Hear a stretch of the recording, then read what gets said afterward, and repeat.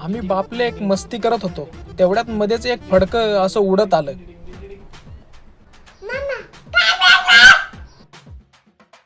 किती मस्ती करता, लादी पुसा दोघे पण. मग काय, लागलो की कामाला. बास करा तुमची नाटकं. सुक्या फडक्याने कोणी लादी पुसतं काय? कसं आहे, आम्हा खोडीच्या बाप लेकीला मुद्दामहून काम लावलं ना, मग आम्ही असंच काम करत असतोय. बऱ्याच दिवसातून चिवताईला शेवपुरी घेऊन आलो. ते पाहून आम्हाला किती मज्जा आली बघा. आता ही शेवपुरी अर्धी तोडून न खाता अख्खी तोंडात टाकून खायची असं आमचं ठरलं, पण आमच्या काही तोंडातच मावे ना. शेवटी आम्हाला अशी अर्धी तोडूनच खावी लागली बरं का. नंतर ज्ञानेश्वरी वाचायला घेतली. त्यात भगवान श्रीकृष्ण अर्जुनाला सांगतात, माझी जो नेहमी सेवा करीतो त्याच्या निदानीच्या समयी मी त्याचा सेवक बनून राहतो.